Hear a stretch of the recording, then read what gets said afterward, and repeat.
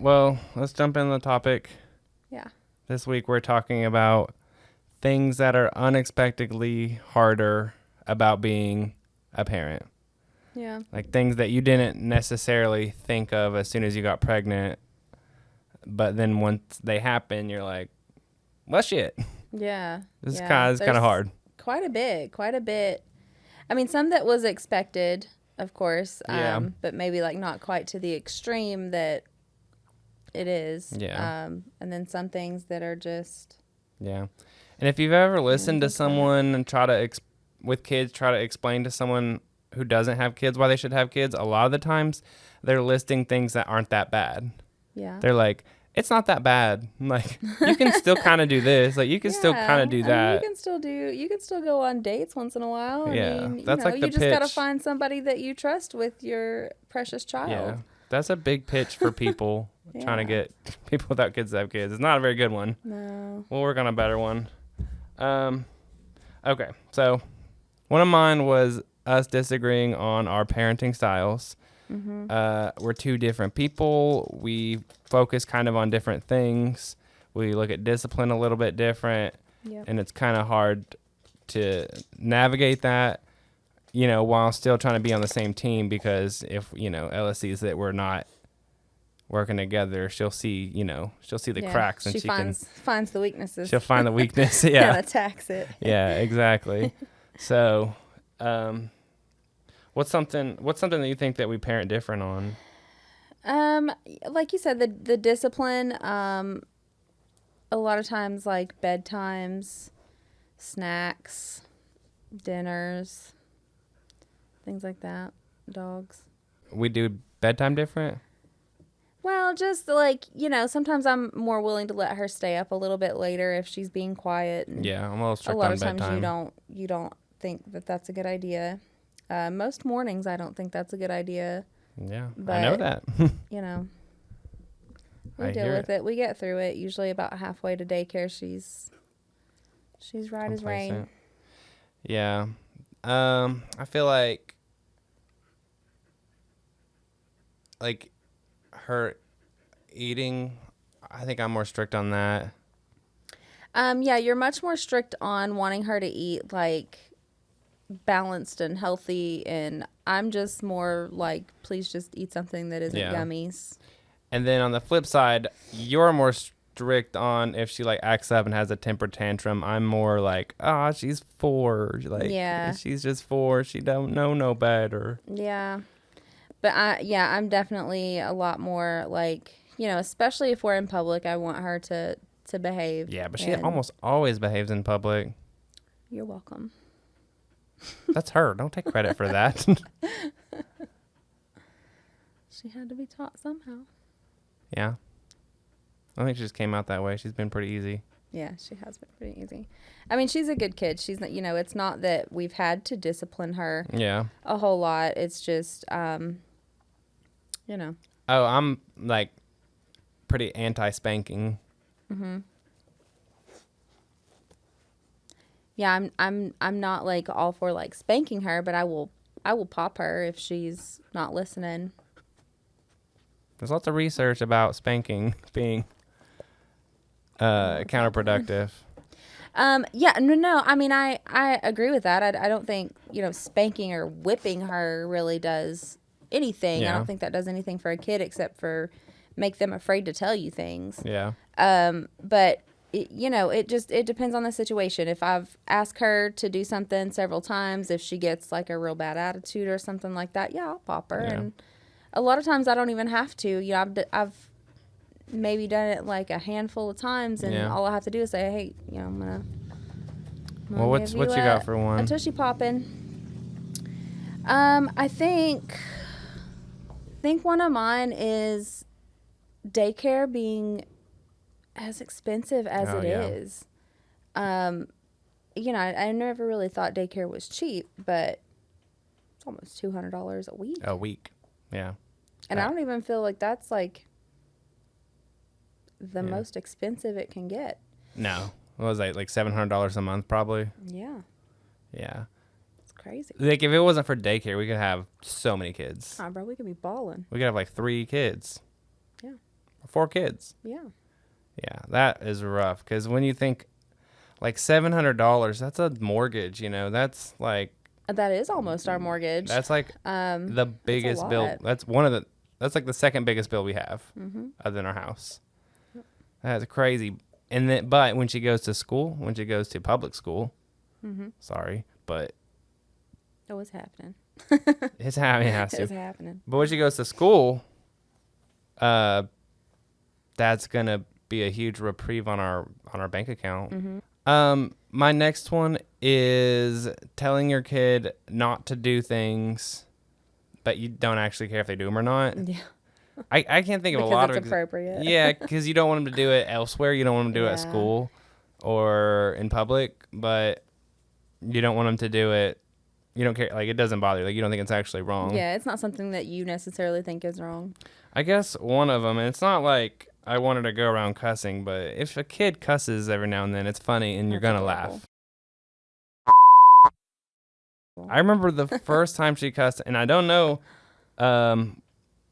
the genesis of this story, but I put her in the back of my car seat, in her car seat, and she said, "Daddy, it smells in here." And I said, "What does it smell like?" And she says, "It smells like your asshole." Again, not wrong. My car smells fine. And I don't even know where she would have learned that word from. I mean, that's not like a word we throw I don't either. around. And to use it in that context, I don't know where she got that. Striking. It's funny though. Another one of mine is like how picky of an eater she really is. Yeah. Because Especially now. She used to eat everything. Like we buy fresh fruits, avocado, fresh vegetables. squash. Yeah, all that stuff. And she would eat it no problem. She loved it when she was a baby. And of course, as they get a little older, things like spinach. Of course, that's kind of a given. I would say broccoli, but she actually really likes broccoli. But things like tacos. Yeah, she doesn't like tacos. Mashed potatoes. She doesn't like quesadillas. Yeah. We have to call it a cheese sandwich for her to eat a quesadilla. Yeah. That's ridiculous. Yeah. So that's kind of surprising to me, and it's a little frustrating because trying to get her to try new foods is so hard, and we have to, like I said, make up different names for it. Like it's a cheese sandwich. It's not a quesadilla. And she ends up loving it, but, if the problem is, like, up. when you're 1 year old, you only know these foods, but then inevitably you start getting introduced to other foods like chicken and pizza and other stuff, and like they go with someone, they get McDonald's for the first time, and then all of a sudden they're aware of these things, and then squash and all that is like, no, I'm done with that. Yeah, and I mean, I get it. I squash is not the most tasty of foods, but she, you make it right. But she, used to just love that stuff, and it's sad. Yeah. She used to eat so healthy. My next one is probably becoming less and less unexpected, but tablet time. Oh my gosh. It's like, it's a blessing and a curse. It is. It's like, it helps so much, but then it's this balance, like, because it can be used to give you some time to like do what you need to do around the house. Yeah.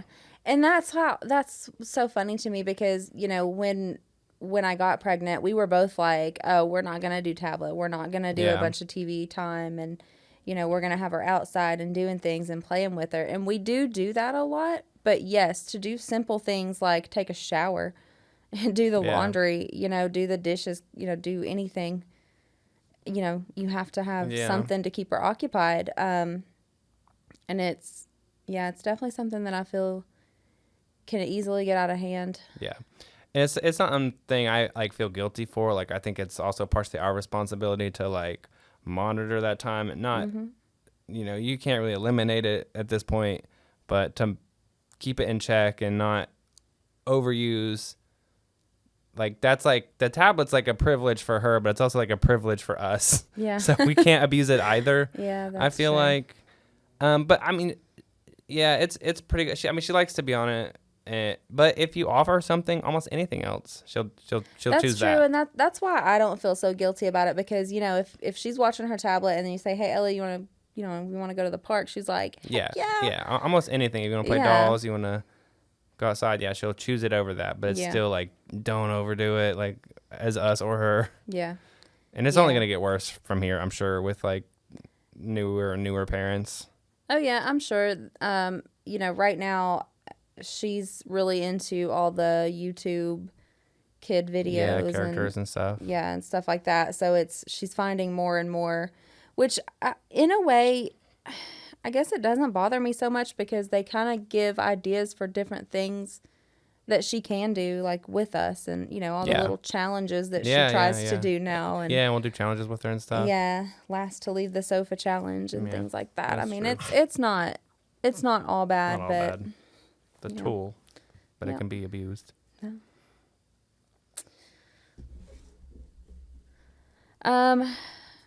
Another one that I really didn't think I would have an issue with is balancing, like, telling her what to do versus like asking her to do something. Like when I want her to like pick up after herself, when I was pregnant, I had these idealistic dreams of treating her like a little adult and letting her make her choices, and that she would always make the good choices and do things if you ask her politely, and that's just not the case.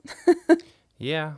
I mean, like we said before, she's a pretty good kid, but I think the idea from asking versus telling is like you'll have better luck with asking. Yeah, but that's not always the case.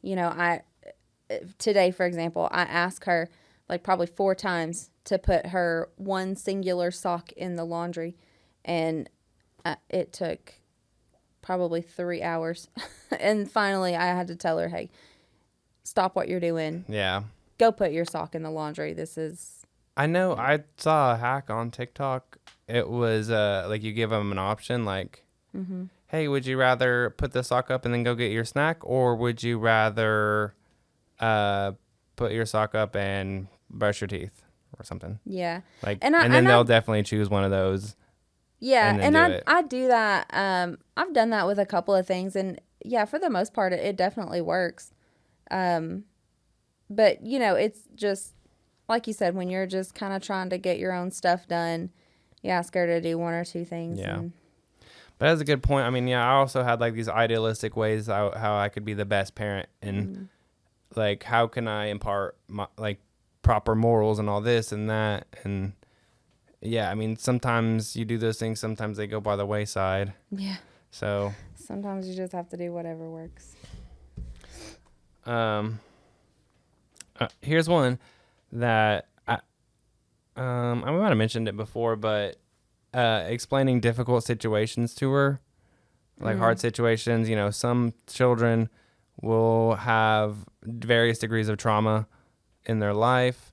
Some might not have any, some might have a little bit, some might have a lot, like the death of a parent or something. Yeah. But eventually, your child is going to have to go through things that are hard, and that's good because it helps sculpt them and helps them grow. But it's very difficult as a parent.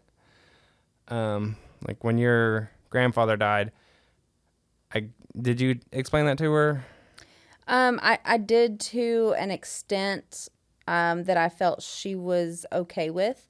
When I saw her starting to get like really upset about it, I kind of just backed off. Yeah. So yeah, I explained it to her, I guess as best I could. Yeah. And we didn't take her to the funeral. Some people took their children that age. I didn't want to. I just didn't want to introduce that to her yet. Yeah. Well, and we gave her the option. Yeah, I already made up my mind though. Yeah, but I mean, I wanted her to, because she loved him, and I wanted her to, if she felt comfortable, to be able to go and say goodbye. And I tried to explain that that's what a funeral is. You're going to say goodbye to that person and send them off. But she chose not to go. So, which I was pretty relieved. I think a lot of times she feeds off of our emotions too, and obviously it was a very emotional day for me. Yeah. So I think it would have been a very It would have been more traumatizing for her had she said she wanted to go and had we taken her. Yeah. So. The other difficult thing that happened like a month ago, when you were when I was in the bathroom and when I walked out. You realize that was in February, right? I don't remember. It's been a while.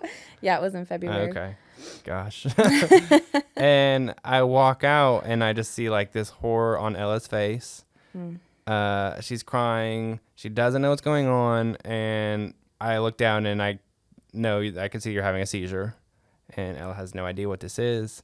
Yeah. You know, for anyone who hasn't seen a seizure, they are very terrifying to see. I mean, you have like the convulsing ones, clonic tonic, or what is that? Is that not one? I don't know. Something like that. Yeah. So they're very frightening. And yeah, it was just like weeks after that, I could just picture like the fear in her eyes. And I was like, man, like it just kind of made me realize I can't protect her from everything. She's going to go through hardships and I am going to have to just be there for her. But yeah. So in that situation, I told her to go to my room and I said, just as calmly as I could, like, Mommy's having a seizure. She's fine. She just needs to rest. So why don't you go to your room and lay there until I come get you until you can come out, which is when, because after you have a seizure, you fall asleep. And so. Yeah. Well, and I think, we used that event to kind of explain to her what she needed to do. Yeah. If that were to happen and, you weren't home. So I think it was good that she saw that, so that she knows what it looks like. She knows kind of what to expect. We've talked about it quite a bit since. And I don't think she will be quite as... I don't think she'll be as scared. I think she'll recognize what it is and, handle it a little bit better. Yeah, I do too. So, But yeah, it's difficult trying to explain those things. Yeah, things are hard to explain to kids. Yeah. Because you just want to protect them from everything, but you can't. I mean, that would be not in their best interest. Yeah, that would definitely do her a disservice. Yeah. She would never have any idea what to do. Yeah, when something bad happens. Something goes wrong. Another thing that I didn't think would be quite as difficult, or I guess I thought it would be difficult for other reasons, is having time like with us. Like just our time, like going on a date or something like that. All your parents say, hey, it's, this is the last like hoorah before, you have your kid. You better enjoy it because you're not going to have any time to yourself. And that's not really true because we have family that want to watch her, friends that are willing to watch her. Yeah. Well, we don't have as much as some people. Well, yes. No, I mean, not as much as some people, but I mean, we have family and friends that are willing to watch her. It's just we have that option. Yeah, it's just I kind of feel guilty when we leave her, and then when we do leave her, I don't know what to do with myself. Oh yeah, when Nana picks her up and we're home alone, it's like, this is what it was like before having kids. Yeah, like what did we do? I don't think we just sat and watched Netflix all day. Like that's all we did. Because the last time that happened, that was all we knew what to do was just sit and watch TV. That's true. But yeah, I mean, I don't trust everybody to watch her. It's not that I don't think that, some people could not take care of her. I mean, she's at this point pretty self-sufficient, but, still you don't know. It's scary leaving your kid with somebody. Yeah. So that's true. Yeah, we have a very small circle. Yeah. That we let her go into their care. Yeah. And on the flip side of that, like if there's like a specific event you want to go to, sometimes it is kind of difficult to arrange that. Mm-hmm. You have to making sure somebody's available. Yeah, you have to do a drive. You have to pay for a babysitter or something. Yeah. My last one is definitely something I wasn't expecting, but she goes to daycare and she brings art home and you're so proud and you love it. And we buy a cork board and we hang her art up on the cork board and it gets better and better and it's beautiful. and then over time you're like up to your eyeballs in artwork. Yeah. And like you don't want to throw anything away because she worked so hard on it, and if she sees you so throw it away, offended. she's Oh gonna my get so gosh. mad. It's like, Yeah. but it's overwhelming. It's like we can't have all this artwork. Yeah, I mean, you don't have anywhere to put it. Yes, like I mean, we could get a storage unit or something, but other than that, it just adds up. So Yeah. you kind of have to pick what your favorite, and we Yeah, still have well, the cork board. It's getting to the point with her artwork though that like she's starting to really like draw like little figures. Yeah. She drew a picture of us and herself standing outside of what she said was a house the other day, and it was just it's the cutest thing. So cute. So that one is still on the fridge, but yeah, that sometimes where she writes a letter where she's just scribbled some things on a page. Yeah, we can't save that forever. Yeah, like I don't. So that's just still sitting on the counter until she looks away long enough to sneak it away. Yeah, it's rough. Yeah. Feel bad, but it's gotta be done. Yeah. What's your last one? My last one I think is just, parenting her the way that we want to parent her. A lot of times people are so judgmental these days. It's scary to, when you're out in public, to parent your child the way that you want, because you don't know, somebody's going to be judging you. Like with, soccer, at age 4. Oh, yeah. Like, at age 4, when you're playing soccer, most of the kids some are parents just don't out care there. if they're picking grass. Yeah, and that's what most of the kids are doing. They're just out there, running and then back if and you forth. yell like, Hey, get pay your hands out of your attention, mouth. Pay play attention. the game, Run. like you're here get to the learn. ball. Yeah. Then other parents might think like, they're just out here to have fun. Why are you being so strict? Yeah, and it's like, but you're trying to, the point of getting them together I thought you were saying that you wanted to spank her at like grocery stores or something. I was like, I didn't even go to the grocery store. What are you talking about? No, but like, trying to get her to pay attention in a situation like that, and being so worried about what other parents are going to think. Like, hey, I'm just trying to get my kid to pay attention and kick the ball. That's what we're here for, right? Like, we're not out here to pick flowers. Yeah, you got to get disciplined. That's how you, and teamwork. You're supposed to be learning. That's why we're there. Yeah, I agree with that too. It's scary, and there's all it's kinds of frustrating. parenting styles and ideologies and stuff. I mean, yeah, and a lot of people, we're of just course, trying not to get judged out here. Right. A lot of people, of course, are so like stuck in their idea being the right idea, and there are so many different ways to parent, and I was raised differently than you were raised, and we turned out all right. Yeah. All right. All right. Well, that is 10 unexpected things about being a parent. Maybe next week we will do positive things. Nice things about being parents. Yeah. I mean, there's a whole lot of those too. There's a lot of those. We'll prove it. It's not just about what you can't do. It's also what you get. Yeah. These my dollars make it hurt.